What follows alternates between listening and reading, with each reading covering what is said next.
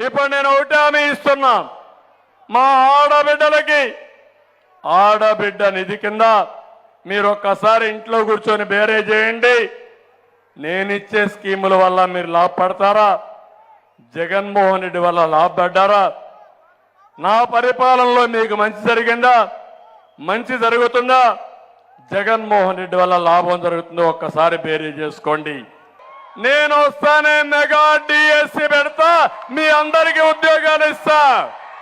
తమలో పిల్లలందరికీ హామీ ఇస్తున్నా, 5 ఏళ్లలో 20 లక్షల ఉద్యోగాలు ఇస్తాం. మీకు అన్ని రిక్రూట్మెంట్లు పెడతాం, పెట్టుబడులు వస్తాయి. భోగాపురం విమానాశ్రయం 1.5 సంవత్సరంలో పూర్తి చేస్తాం. ఇంకో పక్క 3,000 రూపాయలు నిరుద్యోగ భృతి ఇస్తాం. మా ఆడబిడ్డలకి ఏదైతే ఆడబిడ్డ నిధి ఒక్కొక్కరికి 1,500 రూపాయల చొప్పున ఇంట్లో ఎంతమంది ఉంటే అంతమందికి ఇస్తారు. తల్లికి వందనలు ఒక బిడ్డకు 15,000 రూపాయల చొప్పున ఎంతమంది పిల్లలుంటే అంతమందికి ఇస్తాం. గ్యాస్ అయితే వంట గ్యాస్ 3 సిలిండర్లు ఉచితంగా ఇస్తాం.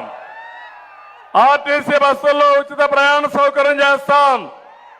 డాక్రా సంఘాలు నేనే పెట్టాను. ఇప్పుడు కేంద్రం కూడా నారీ శక్తి కింద ముందుకు వస్తున్నారు.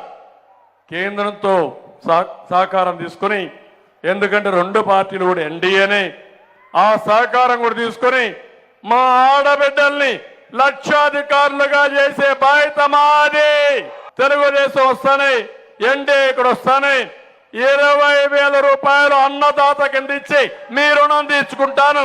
రైతునే రాజుగా చేస్తాం. ప్రతి ఒక్క పేదవాడికి పింఛను వేస్తాం. 4,000 రూపాయలు పింఛన్లు ఇస్తాం. పింఛను ఏప్రిల్ నుంచి అమలు చేస్తా. జూన్ 4వ తారీఖు రిజల్ట్స్ వస్తాయి. జూలై నెలలో 3 నెలల పింఛన్లు బకాయిలు ఇచ్చి 4,000 రూపాయల చొప్పున ఇచ్చే బాధ్యత మాది. ఇంటి దగ్గరనే ఇస్తాం. 1వ తారీఖున ఇస్తాం.